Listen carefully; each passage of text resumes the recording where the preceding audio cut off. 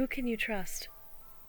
For those of you who have been on a journey of seeking truth for a while, what some call awake or on a conscious awakening path, you may come to a place where you don't know who to trust. There is so much information out there, and it's very layered. Seeing the truth on earth, as I have said many times, is like a 10-layered chess game, and you don't always know what is the next move, who you can trust or what you can trust. Sometimes it's like trying to see the forest through a layer of jello. There's a veil of distortion in this reality, and we're seeking to see through all the manipulation, lies, and control. It's a process. Nothing should be off limits, otherwise you could miss something. However, the most important focus is that there are two directions you can take. One is of serving others and embracing love and oneness, and the other is a selfish path with all the attributes that come along with it. Someone once said to me that they could not look at something because it might make them question what they believe. Think about that. If it makes you question, then it means that your soul is trying to tell you something, and you should explore that. You should listen. There are those disclosing all kinds of topics, and even they don't agree sometimes, to the point of attacks, sabotage, and tactical moves. Some are plants set to divide and silence, and they're very skilled at this. And many may not see how well trained they are, or realize this, and get caught up in that darkness, while others are trying to figure it all out. Some get lost in the following or a narrative. This is not healthy either. Be willing to revisit things. Keep an open mind and realize that the trend of those in aggressive interaction in these communities are those choosing not to evolve, and they are using the same behaviors that a consciously awake person should be seeking to move beyond. Also, they are wasting precious time we have left to find truth and help others in this current paradigm. This means they're not playing on the good side, even if they think they are. If you do not agree with something, leave it and keep going. Those who hold on to it like a rabid dog most likely have an agenda. Everyone is entitled to free thought, and attacking others for disagreeing with you is suspicious and just not mature. I do understand that it can be necessary to defend information with support, but let us not get into attacking others. It is okay to disagree with others. Do not forget this. We have become a society where you are encouraged to attack those who do not match a certain narrative. This is the beginning of the end of free speech in the old paradigm. However, we need to move towards a new one, where we value free expression and do things with kindness. You do not have to agree with everything to find value. Sometimes looking at things you do not agree with will expand your understanding, and sometimes even change your perspective. It also helps you to understand others and what they see. This is just all part of the process.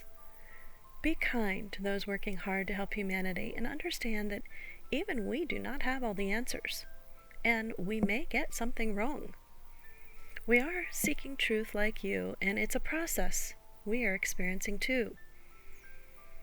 To those of you who are working to raise consciousness and disclose truth, please, for those of you who are disclosing, creating videos, articles for others, or volunteering, don't call them fans or followers. The idea that we are celebrities or guru is not healthy for humanity, and it only encourages the very hierarchy system we seek to replace with independent thinkers and self-responsible people. Instead, keep humanity close to your heart and admit you don't know everything. For those of you working so hard, and I know how hard, as any of us that are genuine are doing, spending hours writing, researching, creating videos, websites, doing speeches or talks, and volunteering, I know what it takes to do this. Most of us are not paid for this, and some of us, if we're lucky, we may sell a few books. They're a lot of work. Personally, I have given away more books than I've currently sold. Be encouraged, those of you who are genuine, and understand those of us who are genuine know the dedication and heart that you have. You're not alone, and we are a team. We're part of each other. For those of you who are new to this awakening and you have just started to question things or seek truth, for those of you who are new to this journey where you're just really questioning things, understand that this is likely to happen and it's good to be prepared. You must take what resonates with you and just reserve judgment on what you're uncertain about until truth is revealed to you or your perspective expands. I've been asked multiple times recently from others, how do I know I can trust someone or what they say, or what information is presented? The current multi-layered chess game we find ourselves in can cause even the most grounded people to become perplexed and get lost in their discernment of who or what to trust. A couple of my friends and I had a discussion on this recently. One said, "We know right from wrong," and they're right. Those who are not altruistic have agendas. These agendas can include truth, some truth, or a very convoluted perspective of truth. It may make it very difficult to sort through and find what is true and to know who or what to trust. We have seen those in multiple disclosure settings get pitted against each other or see them spend time disputing perspectives or each other. For those of us who genuinely want the truth, this can be very frustrating. So it's important that you are reminded of two very important things. One, you know what is personally right and wrong. You may see others make a move or have a judgment on it and later change your mind. This is because you cannot see from their perspective and you don't know all the factors. However, in your own personal life, you can decide what is right for you and what is wrong for you. 2, you know you are a positive soul. Others may come with great knowledge, power, or information that resonates with you and even benefits you. However, just because you are gaining knowledge and understanding that benefits you, it doesn't necessarily mean that they are not following their own agenda or that they are positive themselves. Many are trying to figure out their past lives, who their soul family is, place of origin, whether they're directly from God the Creator or another universe or planet. Remember that at the soul level there are only two paths, and you should focus on the fact that you are a positive soul. Everything else is carnal. This is simple to understand, so do not get caught up in the identities and labels. This can create chaos for souls and division in the collective consciousness. And ultimately, we are all one.